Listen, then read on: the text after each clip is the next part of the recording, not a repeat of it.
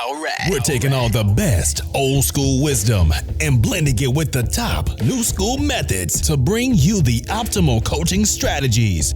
This is the 80-20 Baseball Podcast with Coach Bo. Welcome.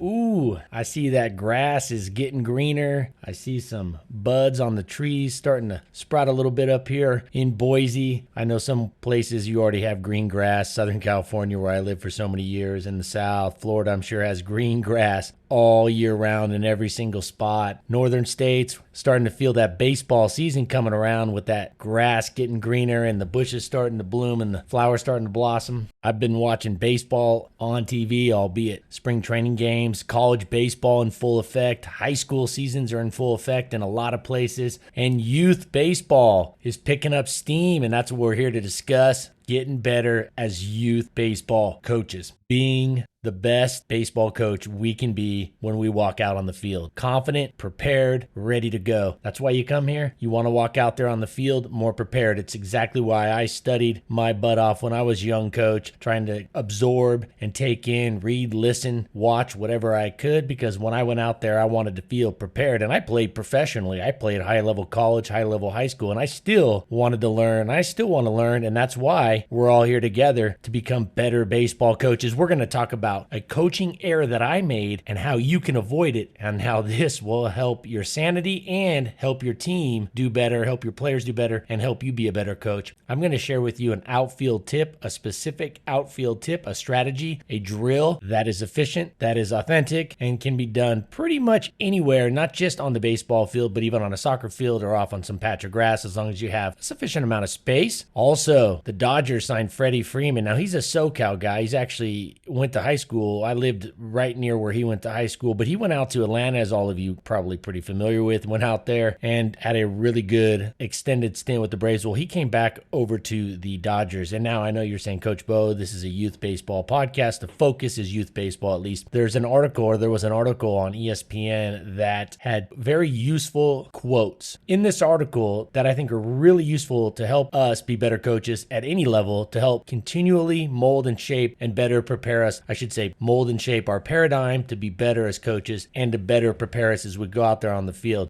Also, don't miss next week's episode coming out next Tuesday. I will share with you a strategy, something you can do in your scrimmages to get your base runners more aggressive, but also smarter at the same time. So I'm going to share out that tip next week, so make sure you check in. We're here every single Tuesday, about 30 minutes-ish, sometimes 20, 25. Sometimes we go out to 40, 45, but it averages about 30 minutes an episode. I think that's a good fit in our busy schedules. Let's get into it.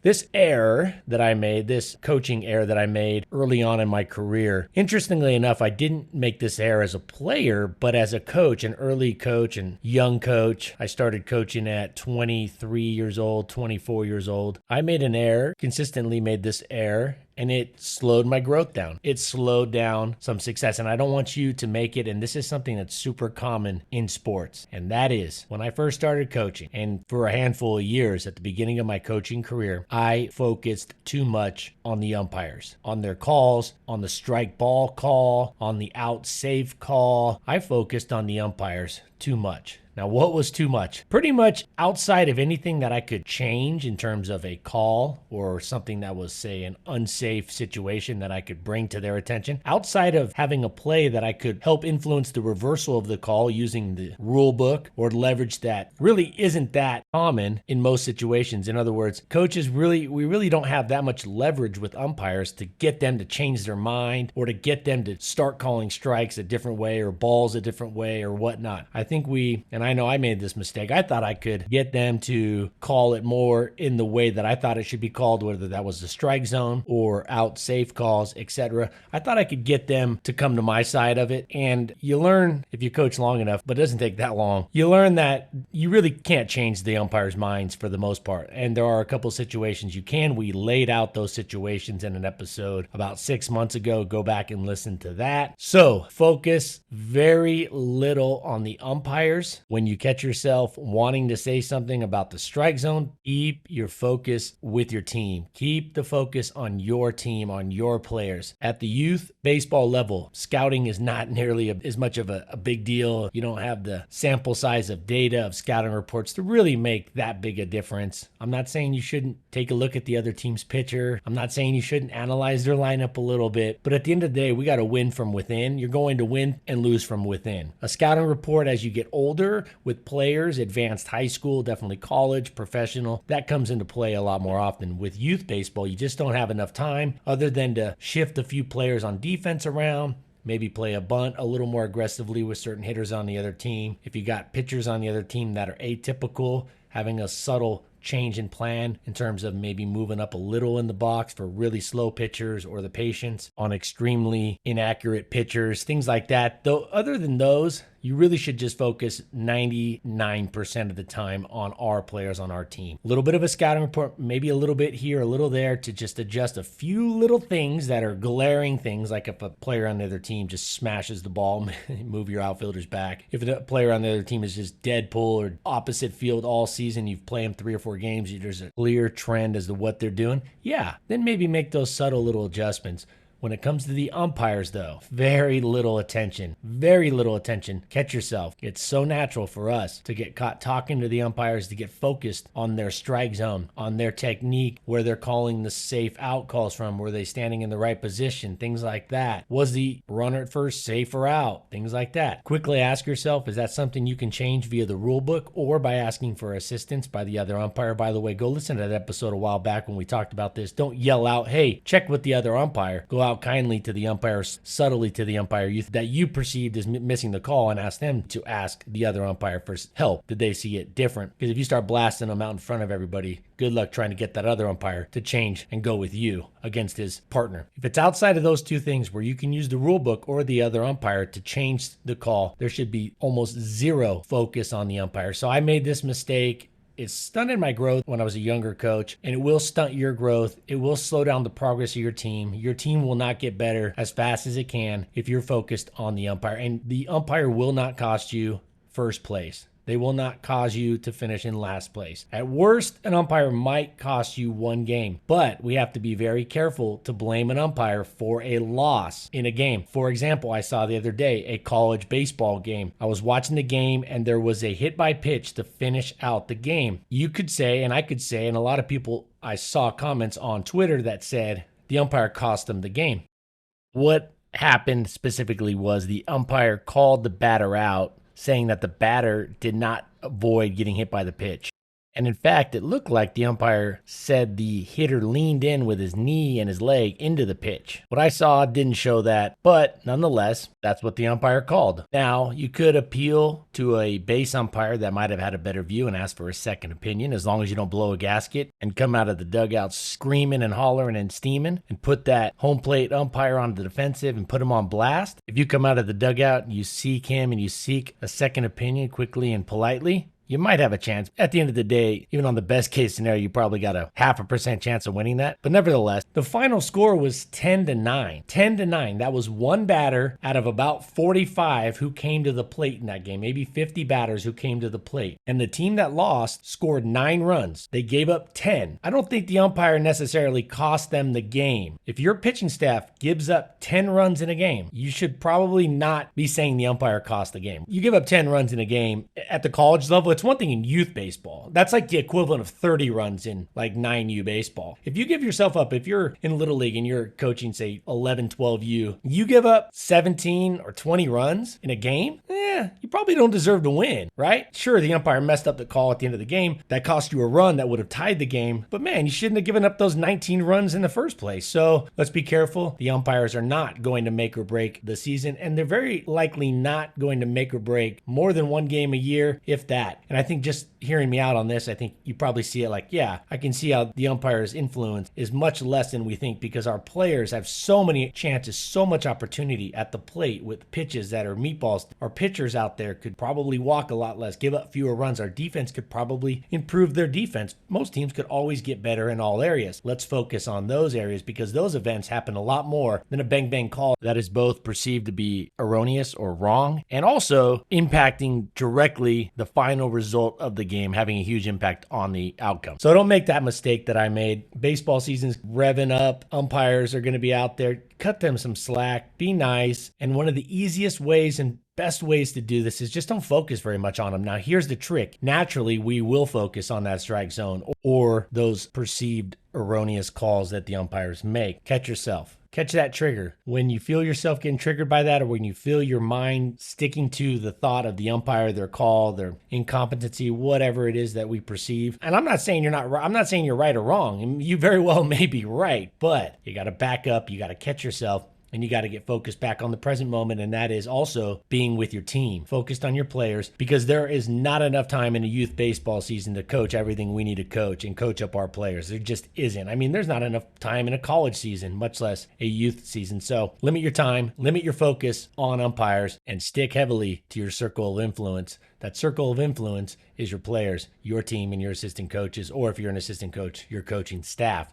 Before I get into this outfield tip, I want to share with you what the Dodgers, I love baseball and I like great baseball players. There are great baseball players all over. Baseball is played all over the world. In fact, 10% of our audience, 10% of the listeners, 10% of you listeners are outside of the United States. And that number is only growing. Baseball is a worldwide sport. Even within the United States, as most of you know, there's awesome players and awesome teams all over. Colleges, professional teams that we can follow online, on TV, etc. As most of you know, if you've listened long enough, I'm born and raised a Dodger fan. My dad was going to Dodger Stadium the first year it was open, 1962, I believe was the first year he was there. He grew up in the San Fernando Valley, right around the corner from Dodger Stadium. So I grew up a Dodger fan. I went to a lot of Angels games. I love the Angels. I love Ohtani, Trout, those guys, David Fletcher. But at the end of the day, I'm a Dodgers. I feel like you got to pick one. But I'm a baseball fan. But I do follow certain teams closer because my time is finite like yours. With that said, here is what they said that I thought was very interesting.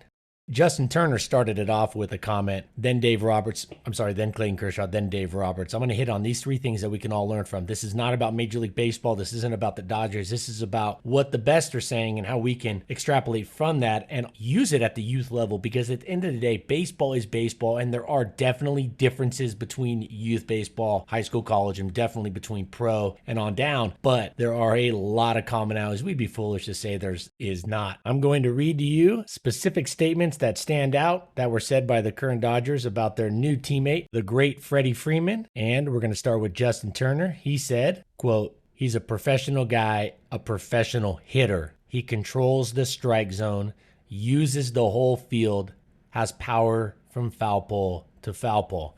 He goes on to say a few more niceties, but those right there, he controls the strike zone and uses the whole field. He has power to all parts of the field. Justin Turner's analyzed him. They play against each other enough. He knows that the first thing he said as a professional hitter is he controls the strike zone. Notice he didn't say anything about his swing here. He controls the strike zone. He uses the whole field. This is really all approach-based. I get it, the swing is a huge part of hitting, but he's talking about he controls the strike zone. He has power from foul pole to foul pole. We've talked about it. The pitch should be hit. In my opinion, the pitch should almost always be hit where it's pitched. So if it's outside, if it's away, it should be driven away for the most part. If it's inside and you can get it out in front, ideally, you're going to have a really good chance on pulling that ball and doing some damage to the pull side. Anything over the middle of the plate, center of the plate, drive that ball up the middle for the most part. But speed of pitch definitely plays a factor in here, so it's not all one thing. But at the end of the day, you want to have power from foul pole to foul pole. So you shouldn't have hitters up there. And I saw something about Cody Bellinger saying he's just trying to go. He said he had a batting practice session the other day where he actually tried to hit the ball the other way, and that was the first time in a long time that he said that he admitted he was trying to do that. At the end of the day, if hitters control the strike zone, if they know where their hitting zone is with less than 2 strike, and they know where the strike zone is plus a few inches all around, or maybe 6 inches depending on the umpire, if they know where that's at with 2 strikes, and they're not trying to just pull the ball or just go the other way or just up the middle, if they are trying to use the whole field. I mean, if you're going to err at all as a hitter and just pick one area of the field to hit it from, yeah,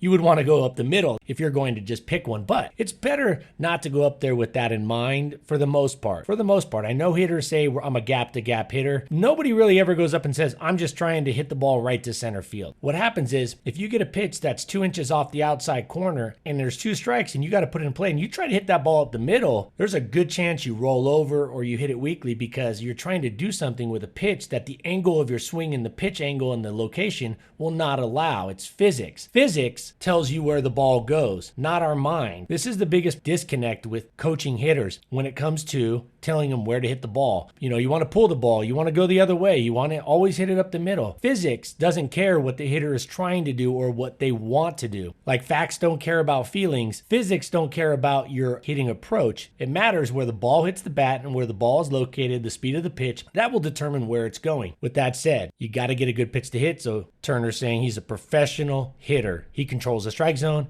and he uses the whole field. Boom. That's big. Next up, Clayton Kershaw says, I'm going to paraphrase this one. He says, hey, we got a great team. This is awesome. Our team's going to be really great going out there, but we still need to go out there and win. We're not guaranteed any wins. Now, I'm paraphrasing it. Kershaw's quote was, hey, we still need to go out there and win. So if your team is solid, dialed in, loaded with players, you're all confident because your team has a lot of good players, or maybe you perceive your team, and this isn't the case in most seasons for most coaches, but if you coach 3, 4, 5 seasons, sometimes this will happen twice or maybe once or maybe every season. That is, you think you have the best team, the most talented team. You still have to go out there and play the game. You have to go out there. So don't, as coaches, if you do have a dialed in roster, if you have a team that you've got going already or a team that you're putting together, or in a month from now, you put together a team that you feel is really good, be careful. Be careful. Don't fall into that trap. Don't get complacent because we all know what happens when you get complacent. You have to go out there and practice hard and play hard because talent is only a small part of the equation at the end of the day. So don't fall into that trap. And I think Clayton Kershaw does not surprise me by saying this when he says we still got to go out there and win. This doesn't just because we have this all-star lineup 1 through 9 because they removed the DH, as most of you know, from the National League. So now they have 9 hitters that are legitimate all-star potential. I mean, some of them are guaranteed all-stars and all 9 of them are potential all-stars. And he said the same thing that I know some other players have said about their teams in the past, some of those more mature veteran players. And this is something we can learn as coaches. They've said, and Kershaw said, we have to go out there and play the game hard. Just because we're super talented doesn't mean we're going to win. Love that comment. That shows the maturity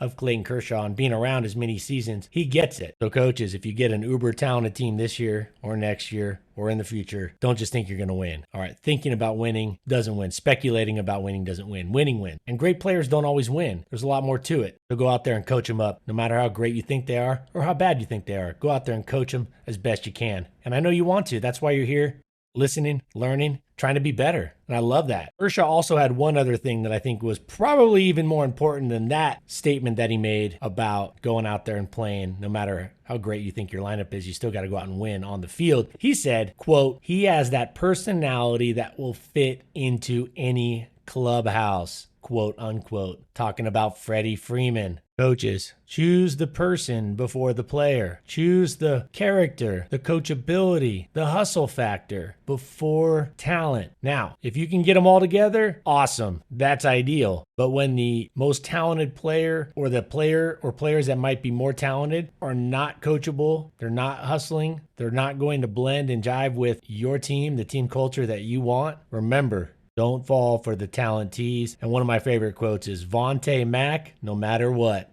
Go watch that movie. If you have not watched that movie, go watch it. I've plugged it many a times on this podcast. Draft Day with Kevin Costner. Vontae Mack, no matter what. Go watch that. In fact, you should watch that. If you haven't seen that in a year or two, or if you haven't seen it at all, definitely watch it. If you haven't seen it in a couple years, definitely always good to watch that this time of year as the season is getting started. So Clayton Kershaw pointed out he's a great personality, a great clubhouse fit. Justin Turner talked about his hitting approach. Notice how they're not really talking about his physical skills. He's a big physical guy and he's got this beautiful swing and his back elbow is here and his stride and his legs are here. They're talking about character. They're talking about hitting approach, his mindset going up there knowing what he's looking for, knowing the strike zone, using the whole field. And the last thing I think that was interesting was Dave Roberts talked about the versatility that it gives him. He said, quote, the designated hitter is going to give us a lot more runway for the other guys. It's going to be a little different for players like Justin Turner, Max Muncy. What he's saying there is that they're going to have more flexibility. They're going to have more leverage with positions. This is big. Practicing your players at different positions in practice and some scrimmages and things like that gives you a lot more leverage. And the Dodgers have done an excellent job of being able to move defensive players around depending on the game, depending on injuries, depending on the other team's pitcher, etc.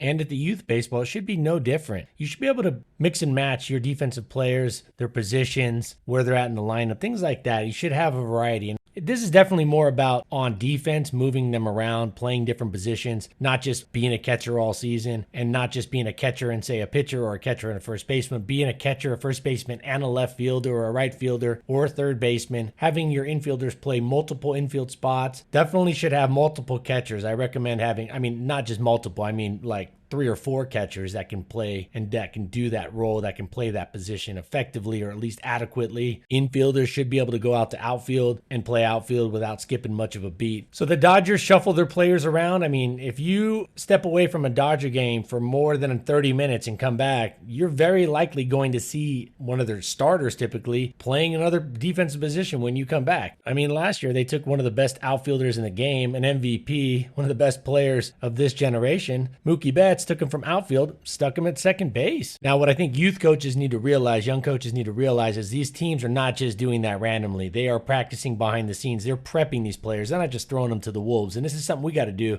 with our teams. This is something we need to do during practice. Be careful when you're doing outfield drills, infield drills, ground ball drills, fly ball drills, scrimmages. Be careful that your players don't just stay at one position the entire time, or maybe even just 2 positions. Mix them up. Definitely want to mix them up from the infield to the outfield, because going from second to short is not nearly as different as it is going from shortstop to, say, center field or right field. There's a bigger difference, and definitely going to catcher or pitcher. So Dave Roberts loves this move because he knows his team has a lot of flexibility now with that DH. The players that played first base last year, they're keeping them. They're adding an MVP first baseman, but they're not getting rid of their studs like Max Muncy, who plays first base. They're going to move him to second. They're going to move him to DH. They're going to slide him around. It's awesome. Flexibility is awesome. And move an infielder to outfield, an outfielder to catcher, pitcher to first, moving guys around, moving players around. That's a good feeling as a coach to have, but you got to prep them up for that. You got to at least get them a sense of feel. Definitely some inter-squad scrimmages or scrimmages is a good time because that's a game-like feel, but at a minimum, get them some drills, move your players around. It'll pay off. When one of your players can't make it or on a family trip or there's an injury, your team won't skip much of a beat. You're going to have that flexibility like the Dodgers.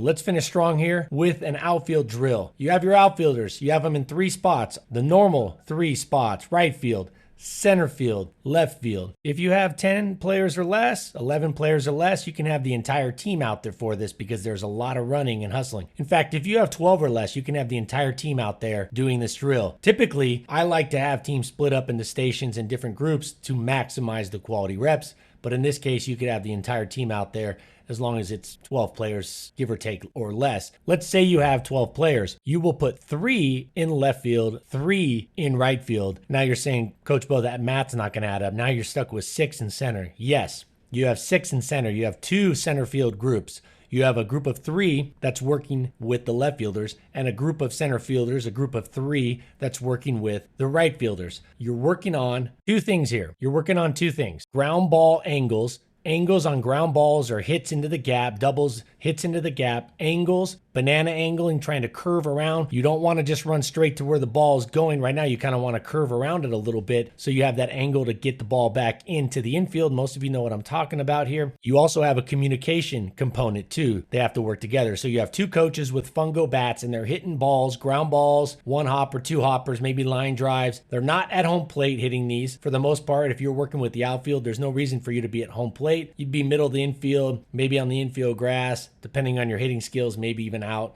on the infield dirt a little bit. And you have 2 coaches. One is working the left center field gap and one that is hitting balls into the right center field gap. You have 1 full bucket by each coach at least. So there's 4 empty buckets out there by the stations, not randomly placed, but by where the lines would start. So you have 3 players in each of the 4 lines. 3 players. This is if you have 12 players. And if you don't, you can adjust it accordingly. You can add or subtract 1 from each line. As long as it's even across, you really want to even it out as best as you can, but it's not vital that it's exactly the same number. So the 2 coaches start with full buckets, if not 2 full buckets. There's empty buckets out there ready to put the balls in as they get them, and they're taking angles. Now, you could take this drill up a notch and add a throwing component into it, so you would essentially just have 2. What I would do is have 2 players, ideally 2 that would least likely play the outfield, or that would play the fewest innings of in the outfield during the course of the season. I would have them, 1 at second and 1 at third, and they would be taking throws. You don't need a cutoff man. Teach them to throw it straight to the bag. I don't even care if they're throwing it from the fence. Teach them to throw it that far and hit the guy in the chest, hit the player in the chest with the ball. At a minimum, a firm 1 hopper. Teach them to build up that arm strength. That's assuming you have outfield fences. If you don't have outfield fences here and the ball starts to roll, then you got to adjust accordingly, of course. I recommend doing this without the throw to start, and maybe the second half, say you got 10 minutes allocated or 15 minutes allocated to this drill. You cut the time in half, and then you add the 2 players to second, 1 to second, 1 to third for the throws for the second half. Ideally, 2 that would least likely play the outfield. But if it's all the same, then make sure that those players swap out halfway or to the third of the way out. You just want the reps to be equally distributed as best as you can without having to stop the drill every minute. And those transitions could be done without stopping. Here's another tip. Don't stop the drill, then have your outfielder or one of your outfielders or 2 of your outfielders come into the infield spot to the base to take the throws.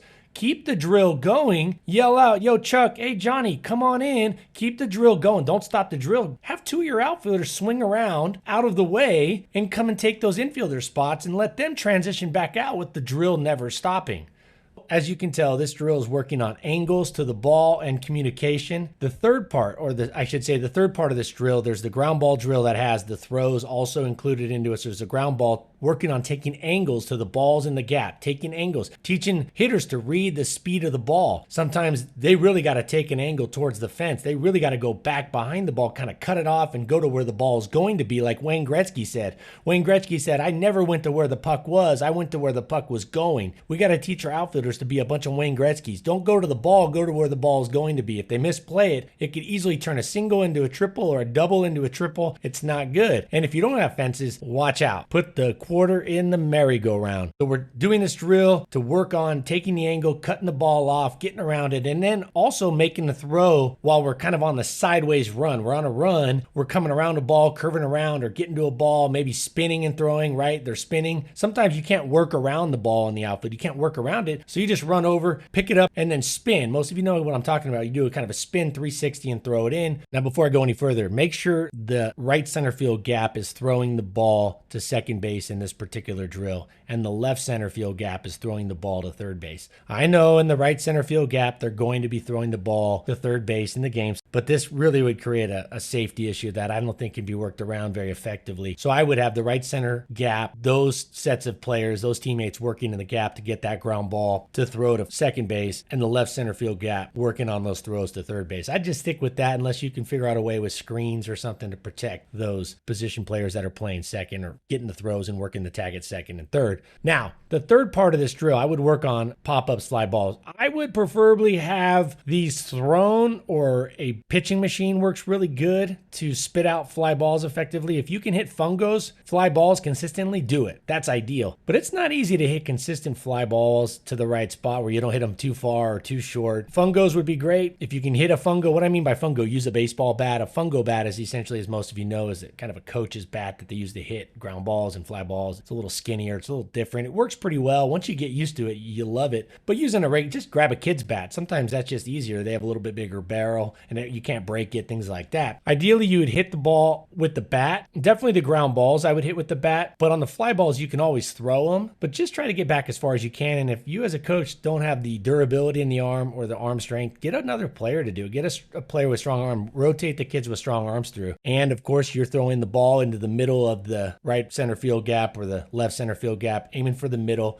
They're working on communication between each other. They're working on getting there. And you can always add the throw part to the fly ball portion of this also. I've done this drill over the years, different teams, and it works well. It replaces any kind of conditioning that you need to do after practice. There's no reason to condition after baseball practice if you run your baseball practice correctly. This gets a lot of reps. It moves them around. It works on getting around ground balls in the gap, line drives in the gap, fly balls in the gap. It works on communication. It also works on some challenging throws, somewhat throwing on the run, somewhat throwing with a spin to those bases. This shouldn't take you more than about 15 minutes before these kids are tired, before they are spent. So there you have it. That's one of my favorite outfield drills, coming straight to you here on the 80/20 Baseball Podcast. If you need any follow-up questions, if you have any follow-up questions, email me, Coach Bo at 8020baseball.com. Go to the 8020baseball.com website if you haven't. I know there's a lot of traffic going over there. I see a lot of you going over there. I've had a lot of requests for the drill design guide. Just today, I had 5 people email and ask for the drill design guide. I send it right to you. I send it personally. I don't have some automated system.